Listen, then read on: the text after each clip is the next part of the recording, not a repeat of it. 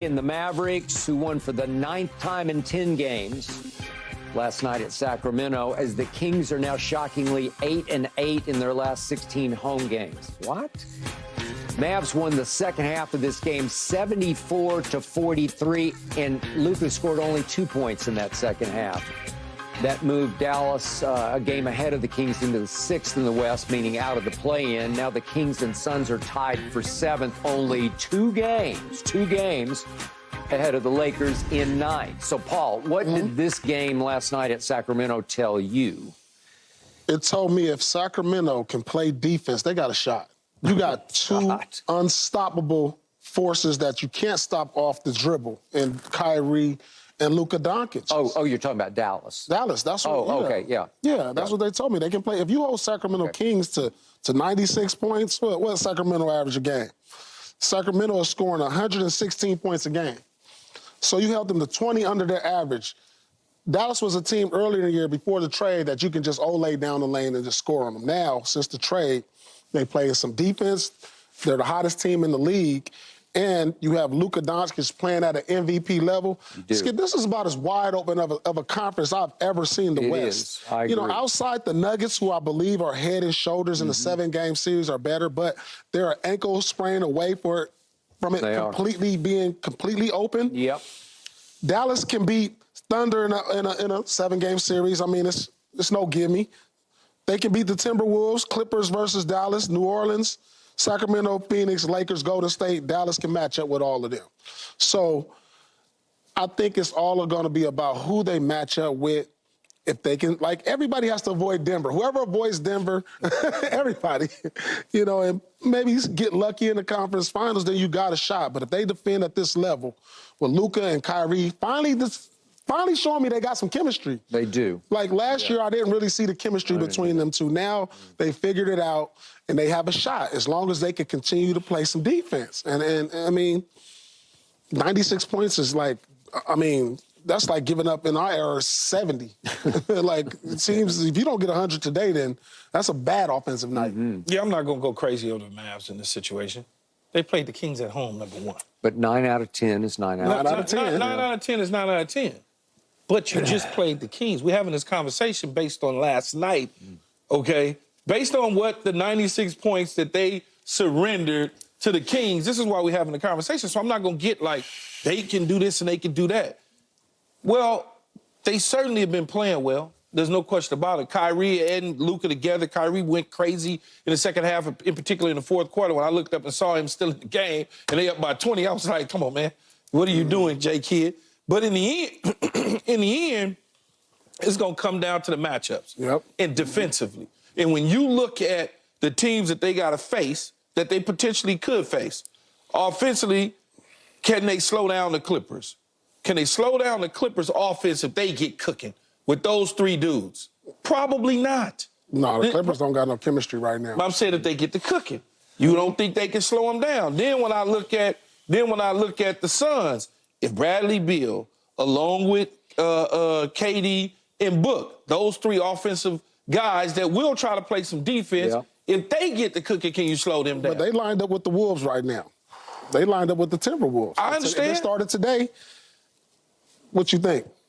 Can they beat the Wolves? Well, I don't know if where's Cat at? We don't know. That's a problem. He's out. That's what I'm saying. If he comes back, then I think they line up pretty good with the Wolves. Right. Otherwise, if Cat gone, they probably gonna run through him. So their path right now is today. They line up good with the Wolves. Second round, Oklahoma City.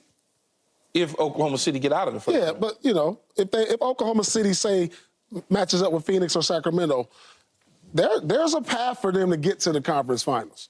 I just don't see it when you don't play defense.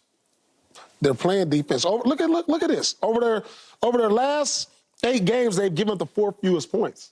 Okay, can that continue though? This is since the trade, Key. They made a trade to enhance their defense. You know, they brought in some athletes. They did. To where you got guys. Washington. Yeah.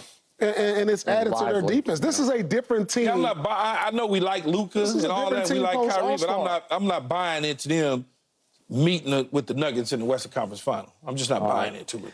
I'm going to start with the Kings because Keyshawn and I are prisoners of watching Kings-Lakers. The Kings own the Lakers. And Sabonis is Kareem Abdul-Sabonis against the Lakers, right? I mean, he just like, I can't even, like last night, I couldn't recognize him. De'Aaron Fox is like Allen Iverson against the Lakers because they have no answer for him whatsoever. He's like a left-handed Iverson and just destroys them. The Kings destroyed the Lakers. They've beaten them 7 out of 8 times, and the 7 weren't even close. And then I look at what they've been doing at home over the last couple of months. These are the teams the Kings lost at home to. They lost to Detroit at home. Oh, that's bad. Miami at home, Bulls at home, Rockets at home, Knicks at home, and then last night they got blown off their home court by the Mavericks, 74-43 in the second half. And in the second half of that game, De'Aaron Fox went 0 for 6 and Sabonis went 0 for 3. And they scored 4 points and 3 points, respectively. It's just like, who are you? They're the weirdest team in pro basketball because some nights I look at them and they look deep and explosive and offensively, as you say, and I say, they're going to be a problem for somebody, and yet they're only a problem for the Lakers. Yeah. Right? I don't get it. So I write them off. I don't think they're going to be any factor unless they manage to fall into a Laker thing. And then I still believe that if LeBron and AD finally say, okay, that's enough, I think they could say that's enough against Sacramento. And 7-game series. That's why we say that this is going to be a playoffs about matchups. Don't even worry about the seeding. Just because the higher seed is a higher seed with a better record, are you favoring Oklahoma versus the Lakers? Say like Golden State gets in, do you favor Golden State or Minnesota versus them? You know, outside of Denver in the first round, which will get out the first round, these other teams at the top, they're far from favorites to me. All right.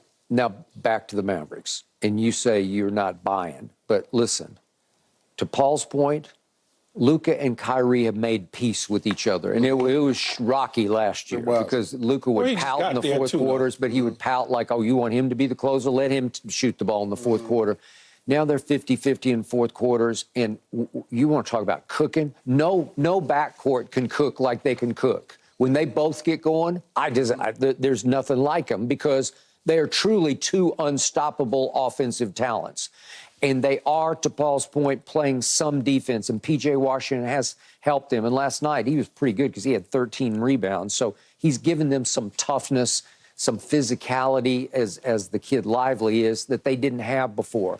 And Tim Hardaway can still just flat fill it up, and he filled it up last night. So they are very dangerous to me because their chemistry is starting to cook. Yeah. And Jason Kidd is good at what he does, and I think he's got them in a good place. They're very dangerous because they're just hard to defend. What's their ceiling? Yeah. What's their ceiling? Second round. Second round? With Luka Doncic? I mean, he went to the Western Conference Final a couple years ago. He did. Yep. Jalen Bronson was there, not the same Jalen Bronson that's with the Knicks, but that was several years ago. Other teams have. I think he was the same, but he just didn't get maybe the ball. that's that may be the case. He looks a lot better. Yeah. Because he has opportunity. But I think second round. I mean, if they can continue to play at this level, Key, I mean, they're unstoppable offensively. Unstoppable. But the defensive numbers is what you got to look at for them.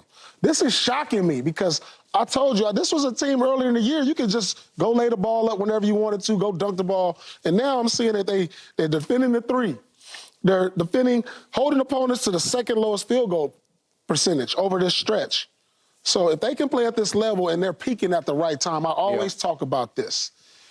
In the NBA, you have an 82-game season. There's ebbs and flows throughout the course of the season. You want to be playing your best basketball right now. Going into April, you want to have a rhythm. You want to be healthy no matter what goes on during the season because that type of stuff carries over into the playoffs. It's hard to just turn it on once you hit the playoffs and say, oh, we're coming off a 3-game loser streak and then hit the playoffs.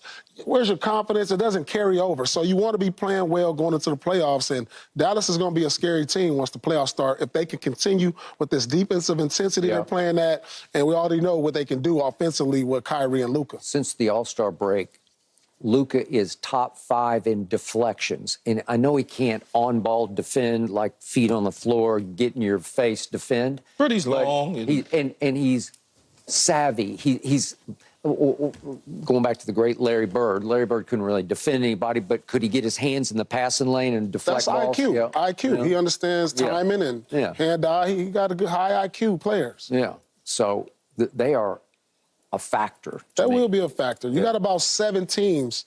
You got 7 teams in the West that can get to the finals. I'm more scared of the Pelicans than I am the Mavs. You got 7 teams in the West that can get to the finals. God, the West is. I've never heard of that. You know what I'm saying? Hey, this is as fascinating as this has ever been. Yeah. You got a player. You got 2. You're going to have 3 playoff teams look like they can possibly get to the finals. What 7 teams you think can make it? All the way from Oklahoma City, Minnesota. I'm not sure about the Pelicans, Dallas Mavericks, Phoenix, Lakers, Golden State. They can all make a run to the finals. They can all make a run. So it's everybody. You don't think the Suns got action? I'm not sure about this. Yeah, I put the Suns in there. I did put the Suns in there. I don't put the... I mean, the Clippers can get hot. They shown you can get hot. I don't know. It's just... Clippers can get hot. I think they're all in the same boat. Think about it. I think they're all in the same boat. Denver is the only one I feel is head and shoulders above everybody. Everybody else is in the same boat. Just because Oklahoma, Minnesota are second and third. So Denver, in your opinion, going to be one of the last 2 standing in the West. If they stay healthy, health will be a factor in this playoffs. All right, up next, back to the NFL. Bears are raving about Caleb Williams. Are they just blowing smoke?